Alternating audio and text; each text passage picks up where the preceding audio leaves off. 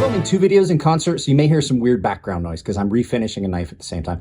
We are going to do a sharpening. We're going to sharpen a small Sebenza, but it's really kind of special because it's a Tanto. I'm going to take you guys over to the table. We're going to do the full sharpening. I'm definitely going to speed it all up because these take time. So let's go ahead and adjourn to the tabletop. All right, guys. So this time we're doing a Sebenza small 21. And the thing about this is, it is a Tanto. Now, their Tantos are great. They do a great job on it. The issue with them is they do have, as you can see, a secondary bevel, and a lot of people resharpen, and so has this individual. They've hit it up on a ceramic rod. I am going to try to fix that, and as you can see here, this is a little bit misground. Now, I'm probably not going to be able to rectify this misgrind. I'm trying to see how well I've got you focused. I've got it at a different angle, so hopefully we've got a better view this time. But yeah, it's got a little bit of a misgrind. So I'm gonna try and rectify that a little bit, but I'm not gonna be able to take enough material off of that to do that. And it happens with these. So basically what this is, it's a regular 21, and then just knock the tip off and turn it into a Tanto. So with that being said, that could pose us some problems with the edge marriage and things like that. And I've got to make sure I marry this point up. So I'm not going to be using that ultra fine ceramic stone to do the finish on it. I am going to simply be using the stones that are in a box. I'm not going to take it any higher than 1100. S35VN is a steel that likes to stay at about that range. Once again, two tubs, dirty and clean. Or I'm sorry, clean and dirty. So they come out of the clean water, go into the dirty water, they get wiped off in this tub, and then go back to here for reuse if I need them. Nagura stone works really well on all the diamond stones that I have here. I'm using the Nev diamond stones and the Edge Pro diamond matrix stones. So these are the Nev diamond sintered diamond stones. These hold up a lot better, but these give you a better, finer finish. So let's go ahead, and I'm gonna get this stuff rearranged the way I want it. I'll bring you back when I get ready to start doing the initial profile on this Atoma diamond plate. Okay, I've got everything set up optimally the way I want. Now, I do have the camera way higher here, so I really can't see what's going on. So part of this might be out of focus. I might be out of shot. I really can't help it. A little bit of soapy water. Not much, just a tiny drop of soap in this bottle of water. We're gonna get started on this Atoma diamond plate. This is how I'm gonna set my initial angle. It's S35VN, so it shouldn't be too hard to get the edge profile I want on this set up pretty good. We are going to reprofile the entire edge on this, because if this is the factory edge from Chris Reeve Knives, CRK, they do a secondary bevel. It's not a true convex, they do a secondary bevel. So I'm just looking to see how much material is getting removed. Now, here's that trick. I don't do it all the time, but here's that trick that I tell you guys about. We'll go ahead and do it. I'll just show you real quick so that you can see where your edge is at. Just take your magic marker, run it down, and you can see I've covered the entire bevel on that. So now we can see what I have and haven't removed. It's just simply black magic marker. It's a nice little sharpening tip. So let's go ahead, and we're gonna work on this and even it out. Typically I would do the tip first, but I'm gonna work on this first just to see where we're at. So see, I've got most of it. Now this has got a low spot at the heel and tip that I'm working out, and that happens from factory grinds sometimes. So now we've basically knocked that entire factory edge off, formed a little bit of a burr on here. This is a fairly small knife. It's pretty easy to do. Like I said, S35VN is not a hard steel to work with. I'm going to go ahead and leave you guys with me for this part of it, because a lot of you guys like to hear some of the steps. So you can see I've removed the marker from this. Did I form a burr completely? I've apexed it all the way across. I'm feeling for a burr to see if I've rolled that material over, and I have. So what I'm going to do is, now that I've set that angle, just wanted to get rid of all of the factory edge on here. Now I'm going to work on the forward edge, which is going to take the most amount of time. And the reason I did the back is I'm moving this point forward, but as I work here, I'm going to move it back. So I'm going to kind of do some back and forth on this, and you can see there's just a slight little bit of magic marker there at the tip. Well, that's not actually edge. That's where I overshot my mark with my marker. So we're just gonna pass this burr back and forth a few times, and then I'm going to start working on that forward edge. So I'm going to speed you guys up right about here, and then I'll bring you back when I really am ready to start. Well, I'll bring you guys back when I start working on this forward edge.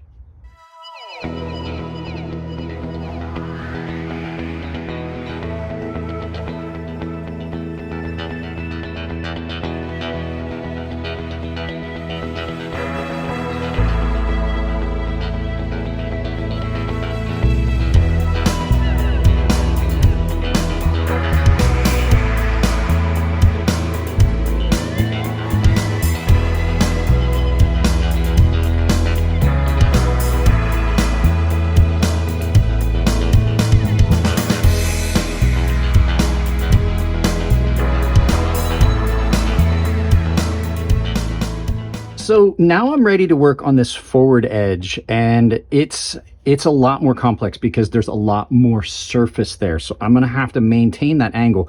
I'm not going to try and reprofile because, like I said, this does have a bit of a misgrind to it, which does happen from time to time.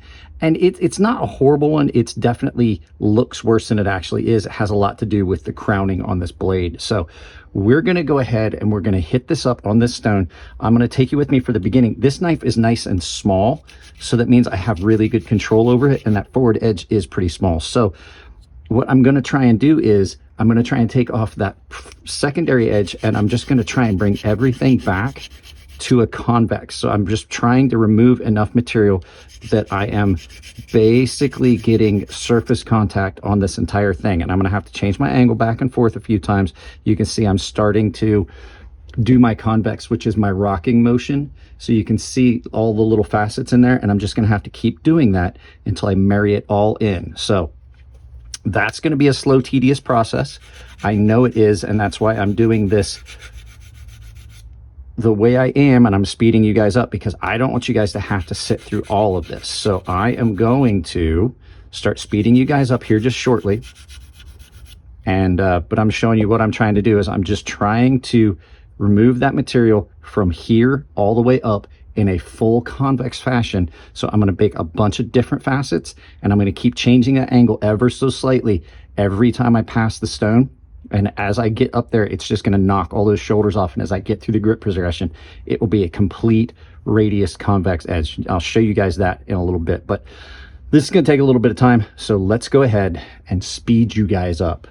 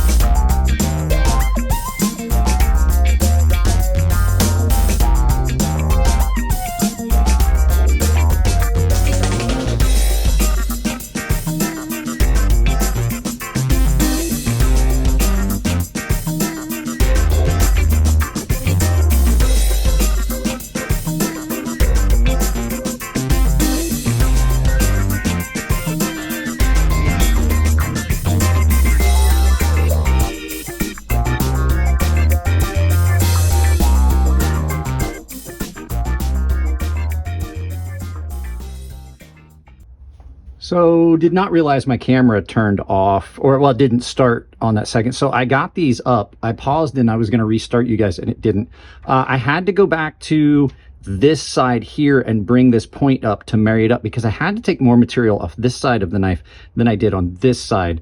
So now we've got our profile done and we're ready to start moving through the grit. So as last time, I'm going to use these Veneb stones.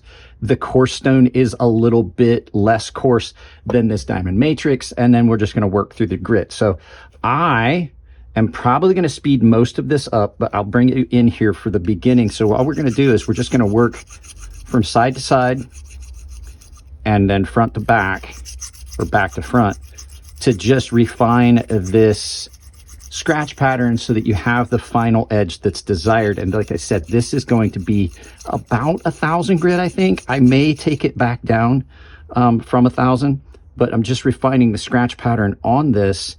and I'll do this on the back part of the blade and the very tip. So I'm just trying to evenly remove material so that I don't screw up the beautifully done Tanto that on this. If I was to buy a Tanto, it would be a Sebenza. Their Tantos are amazing. I'd like to have a Tanto blade that I could just throw in and swap it, because it's basically the same blade. It would be great if I could.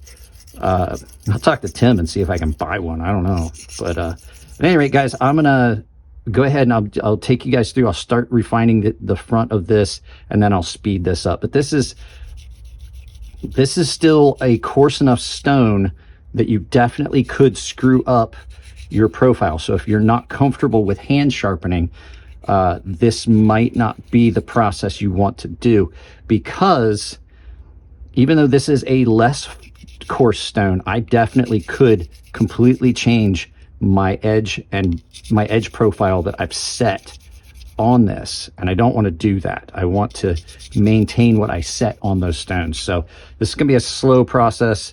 Actually, it's not that bad. It's almost done. I just have to do a little work to make sure I've married this point up. So I'll bring you guys back after I've got this, when I'm ready to go up through the grit.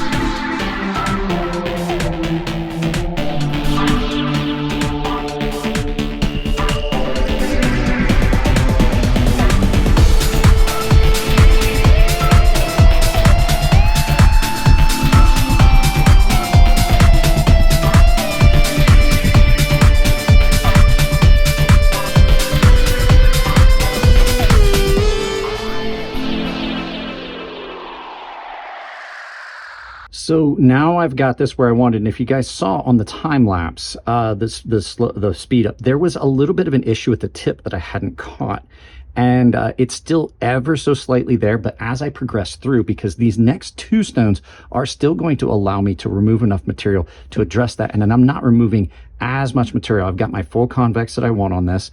I'm going to continue to refine this as I go up through the grit. So I probably will speed you guys up as I go through the grit until I get to maybe the next to the last stone. So all right, let's go ahead and we're just going to progress through the grit and see. Now on my next stone, I'll be able to see if I can get that. If not, I'll drop back down to the other side of it and just do some more coarse work. But I don't want to go back down to this stone. This stone, I'm done with this stone for today. So let's go ahead and get you guys sped up.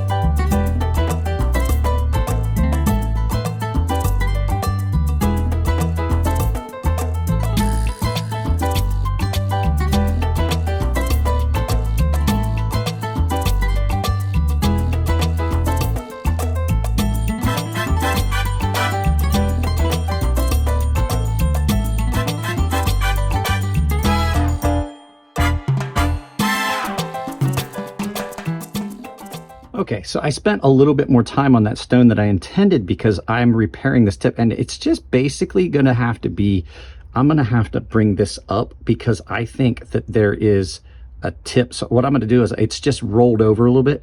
I'm just going to take a really fine ceramic. When I'm done, I'm just going to knock that little point off. And that's going to rectify the issue I'm having. And I actually think that the majority of that little bit of a misgrind did get corrected. I've got all of my edges married up to that singular point here. So all 4 edges are married up to one point where I want it, and it's at the same angle from side to side. So now I'm going to speed you guys up and go right through the grit progression so this video isn't 4 hours long. And then I'm going to take this apart and do a maintenance on it for you because it's dirty and it's going to need cleaned up. That'll be the last thing we do. So let's go ahead, get that stone in the dirty water. Let's clean it up first.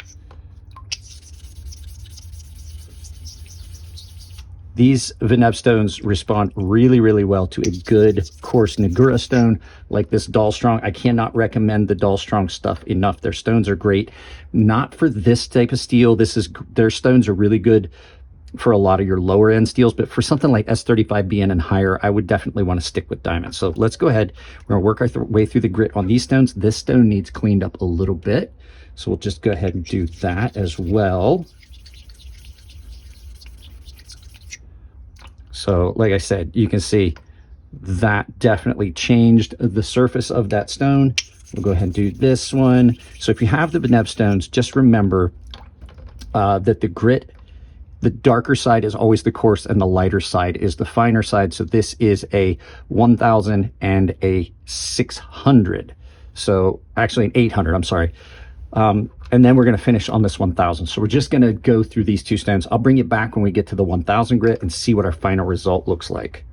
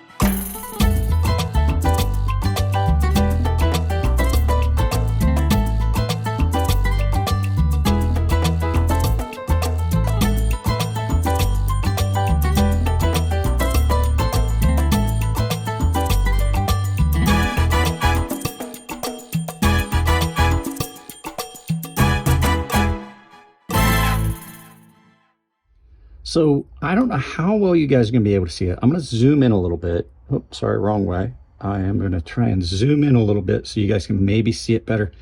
When I talk about knocking these shoulder offs, this is one of the last times you're going to be able to see the different angles of this. There's multiple angles on that edge. So what I'm doing is, as I'm sharpening, I'm rocking that, but I'm not going past my apex. So I've got a nice clean edge on this. I do have a bit of a burr here on this side because I finished on this side. But the other thing too is I'm trying to make sure that I've maintained that angle from side to side, and that marriage point is the same on both sides, which it is. So now I'm ready to move up to the next stone, but I will tell you something else that you need to think of, and I have forgot to mention it when I do these, is I'm just trying to get you back out to the original height. When I do these, I forget to mention it. So if you're using two-sided stones like these, always clean up your stone really good, wipe off your blade, because you don't want any grit contamination from the coarser side of that stone. So I make sure that I kind of wet my hands a little bit. I do it off camera usually. I've got a bucket over here, and I wipe my hands really good on my rag, and I make sure I wipe my blade off. So now I've cleaned this up real good, and I make sure I've got a clean sauce. And then when I get ready to start, I'm gonna rinse it again with my water. So this is the last stone we're gonna fast forward with. I'm gonna keep you along for the 1000 grit. So let's go ahead and get this back on time lapse.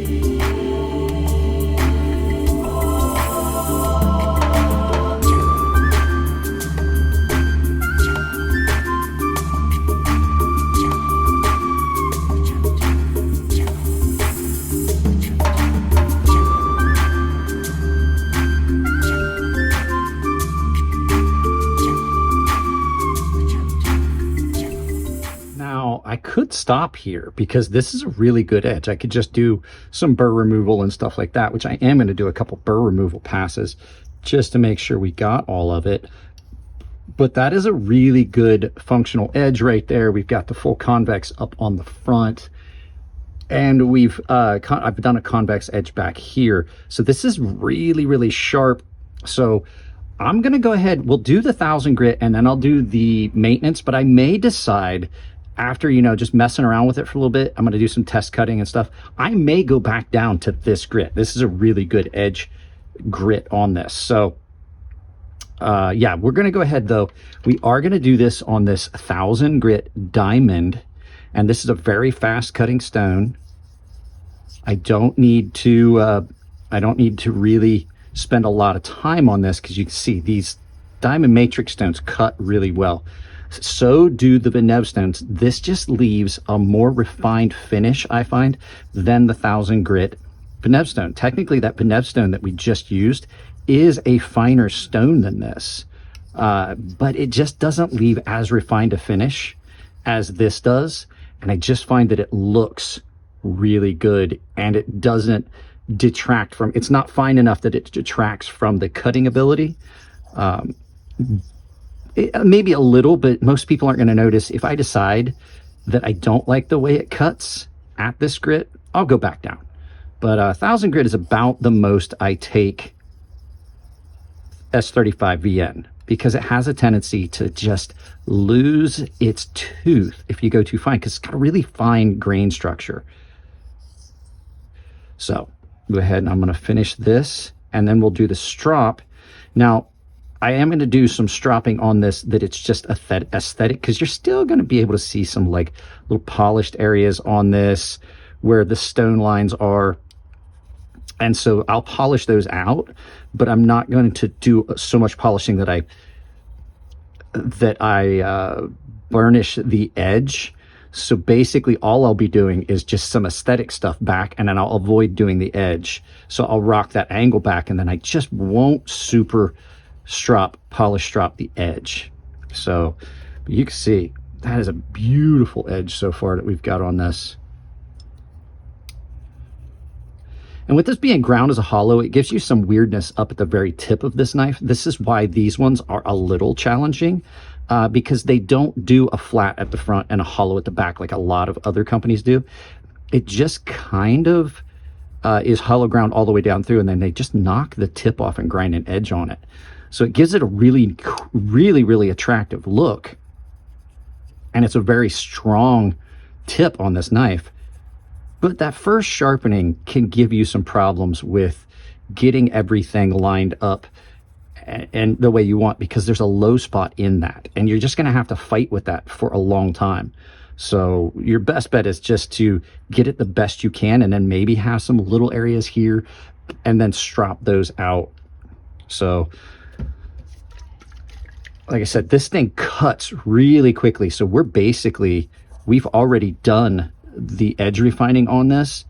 I don't need to spend a lot of time on this. We'll do some burr removal passes after I finish these final little touch-ups on this, just to make sure that I've removed all that scratch pattern.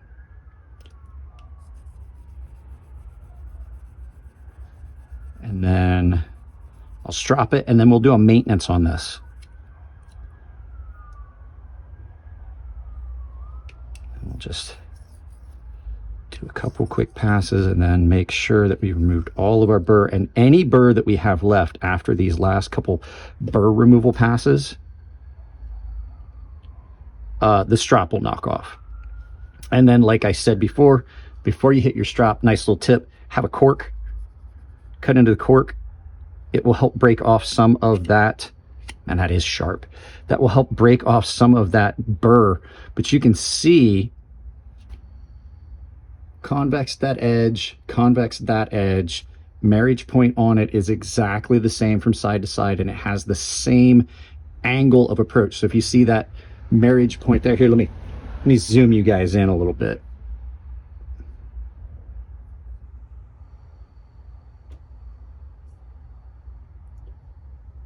Let's see here. Yeah. So you can see that point and angle, focus. That point and angle are in the same place and same angle on both sides. So yeah, that is the key point of this. So let's go ahead, zoom you guys back out. Maybe. That's where I want you guys. Got you guys zoomed where I want you. So we're gonna go ahead and get the strop out. We're gonna use this strop right here. It's loaded with a 3-micron diamond, and we're just gonna give it a fine strop on here.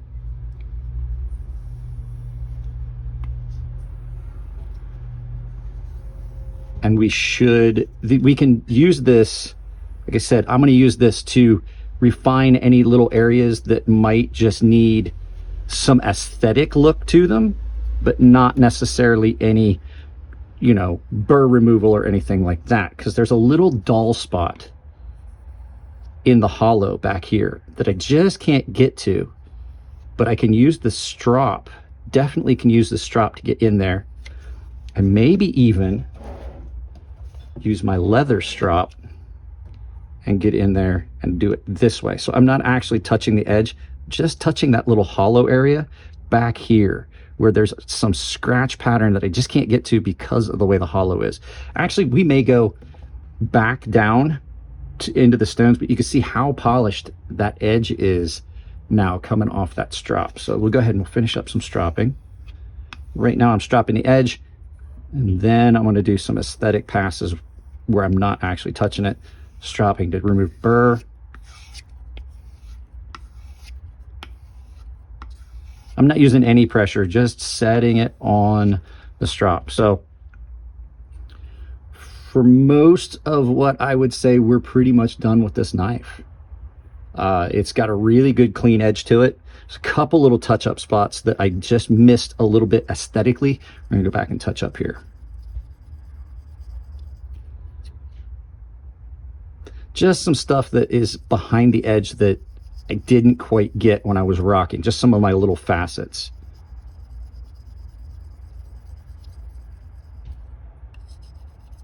On the heel of that. And that's the nice thing about freehand sharpening, is I can go back and touch up specific spots that I may have missed. Yep, and we're good. So I think I may go back and try and remove some of those little scratches that are here in this little hollowed out area. But the fact is, it's sharp. The apex is sharp. I fixed the tip issue.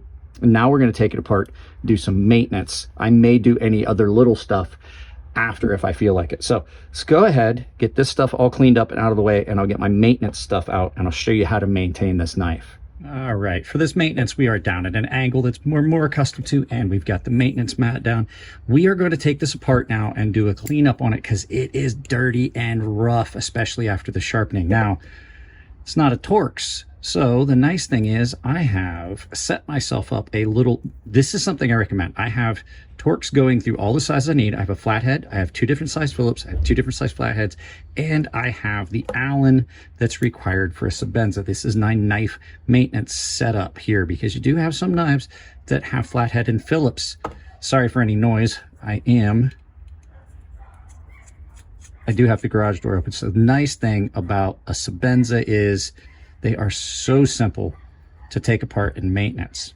So I don't even have to take this all the way apart. All I have to do is simply take this blade, pull that blade out, and now we can clean all this up, clean this up, and not even take the knife all the way apart. We can put it back together that way.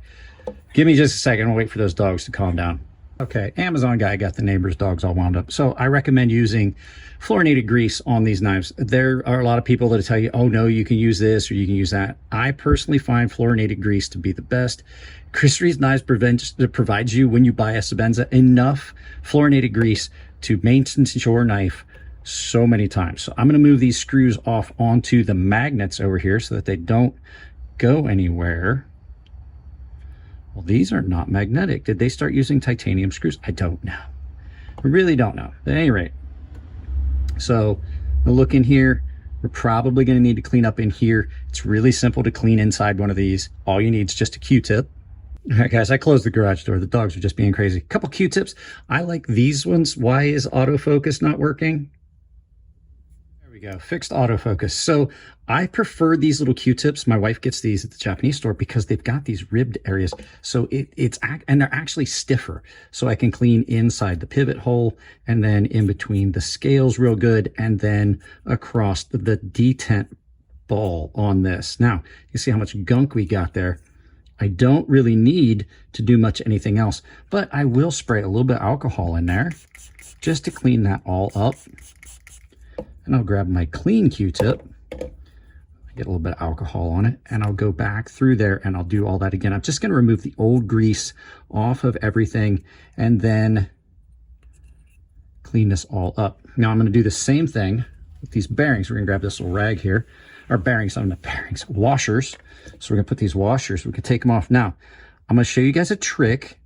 A lot of people are like, oh, you got to make sure that the bearings go on the same side they came off. It really doesn't matter so much, but if you're really that picky, you can always just put a black dot on the side that faces out and then just make sure that you keep track of that. But I'm going to be able to tell because there's some scratches there and one side's going to be shinier than the other one. So the other thing you can do is just make sure that you put it down so that the inside is down or up, and you just make sure that you keep track of that.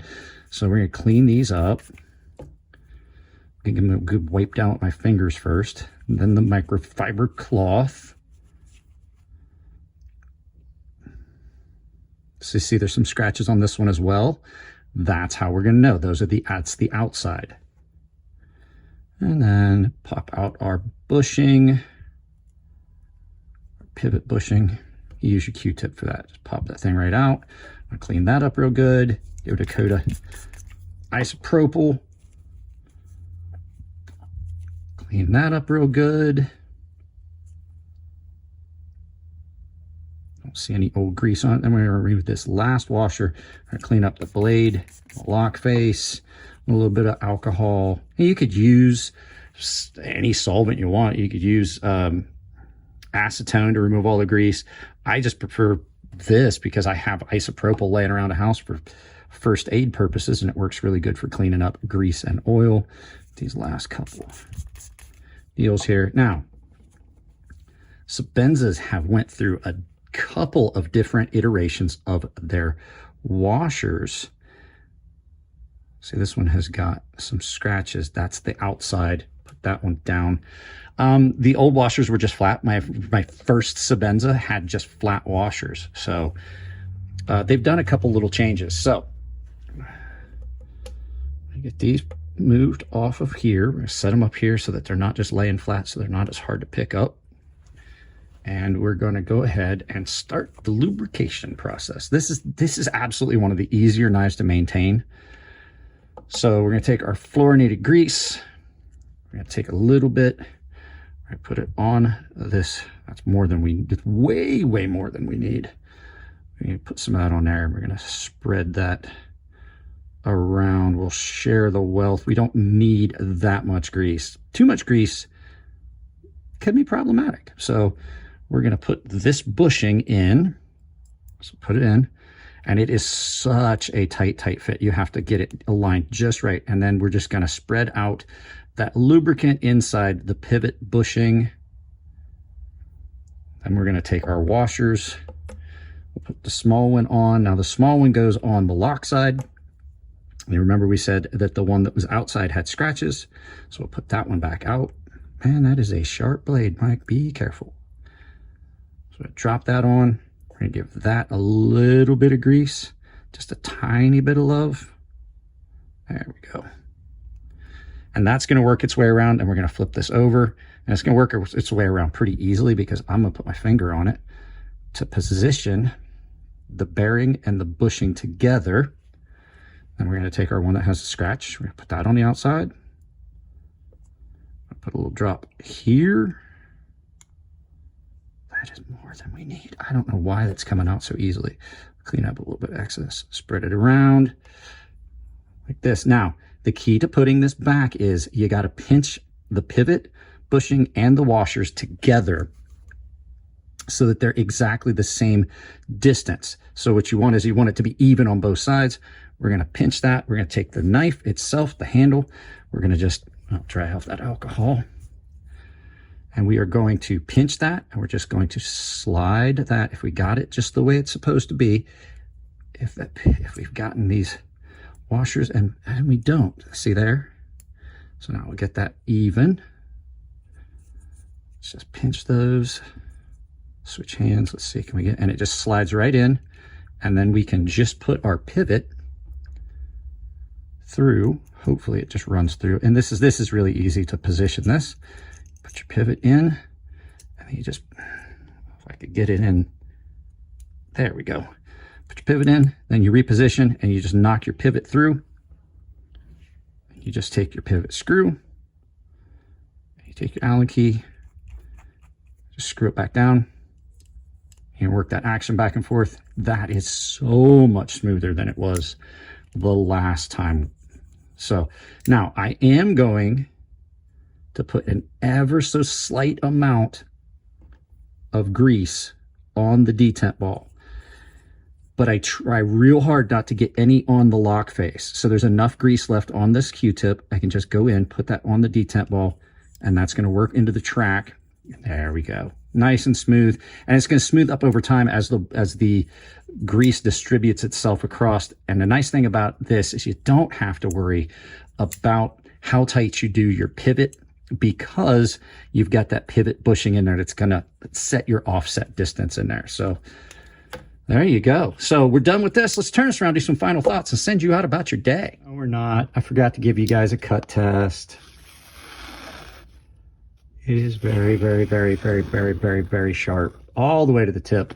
So there you go. Now let's turn this around and do some final thoughts and send you out about your day. There you go, guys. Start to finish, full sharpening. Sebenza small 21, Sebenza 21 small Tanto. There is going to be a video about this. This is here. My buddy Jesse was in town. He dropped it off here. I'm going to ship it back to him, but I am going to do a video about this because I do like the small Sebenza. Not as much as I like the full size, but I do like the small Sebenza, and I absolutely love their Tantos. One of the few Americanized Tantos I would buy. So there you go, guys. Already a long video. You know what to do. Coffee Brand Coffee, Temper Trail sponsors. Go visit them. Use my link to save at checkout. You can also use coupon code CrazySharp at either one of those to save at checkout.